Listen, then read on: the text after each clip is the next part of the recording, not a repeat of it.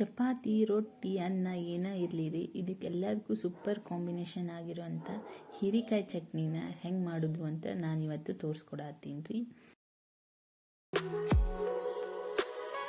Hi hello, welcome back to Vaishnavi gallery. ಈ ಹೀರೆಕಾಯಿ ಚಟ್ನಿ ಮಾಡೋಕ್ಕೆ ನಾ 2 ಹೀರೆಕಾಯಿ ತೊಗೊಂಡಿನಿ. ಅದನ್ನು ಸ್ವಚ್ಛಕ್ಕೆ ತೊಳೆದು ಸಿಪ್ಪಿ ತಕ್ಕೊಂಡು ಹಿಂಗೆ ಸಣ್ಣ ಕಟ್ ಮಾಡಿಕೊಂಡು ಇದನ್ನು 1-2 ಸ್ಪೂನ್ ಎಣ್ಣೆ ಹಾಕಿ ಕೆಂಪಾಗುತ್ತನ್ನು ಹುರ್ಕೋಬೇಕ್ರಿ.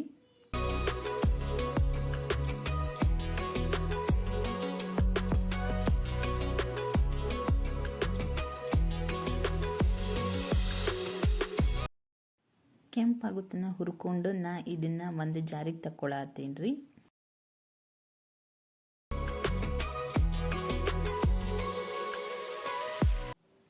ಇದಾದಮೇಲೆ ನಾನು ಒಂದು ಉಳ್ಳಾಗಡ್ಡಿ ತೊಗೊಂಡು ಅದನ್ನು ಅಷ್ಟೇ ಸಣ್ಣ ಕಟ್ ಮಾಡಿಕೊಂಡು ಕೆಂಪಾಗುತ್ತನ್ನ ಹುರ್ಕೊಳತ್ತೀನಿ. 1-2 ಸ್ಪೂನ್ ಎಣ್ಣೆ ಹಾಕಿ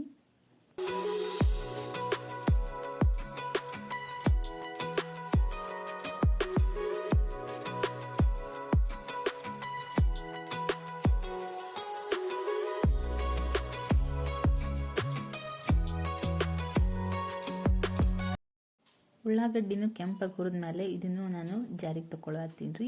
ಇದಾದಮೇಲೆ ನಾನು 5-6 ಹಸಿ ಮೆಣಸಿನ್ಕಾಯಿ ತೊಗೊಂಡು ಅದನ್ನು ಅಷ್ಟೇ 1-2 ಸ್ಪೂನ್ ಎಣ್ಣೆ ಹಾಕಿ ಚೆಂದಾಗಿ ಹುರ್ಕೊಳತ್ತೀನಿ ರೀ. ನಿಮಗೆ ಎಷ್ಟು ಖಾರ ಬೇಕು ಅದ್ರ ಮೇಲೆ ತೊಗೋಬೋದು ರೀ. ನಾನಿಲ್ಲಿ 5-6 ತೊಗೊಂಡೀನಿ ರೀ. ನಿಮಗೆ ಕಮ್ಮಿ ಖಾರ ಬೇಕು ಅಂದ್ರೆ ಕಮ್ಮಿ ತೊಗೋಬೇಕಾಗತ್ತೆ ರೀ.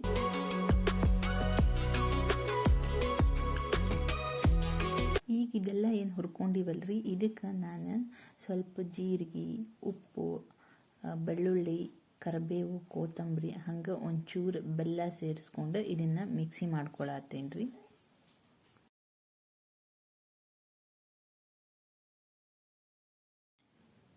ಉಳ್ಳಾಗಡ್ಡಿ ಆಮೇಲೆ ಹೀರೆಕಾಯಿ ಒಳಗಿರೋ ನೀರಿನ ಅಂಶ ಬಿಟ್ಕೊಂಡ್ಬಿಡ್ತೈತ್ರಿ ನಾವು ಮಿಕ್ಸಿ ಹಾಕುವಾಗ. ಅದೇ ಸಾಕಾಕೈತಿ. ಒಟ್ಟು ಇದಕ್ಕೆ ನೀರು ಹಾಕಿ ಮಿಕ್ಸಿ ಮಾಡ್ಕೊಳ್ಳೋ ಹಂಗಿಲ್ರಿ.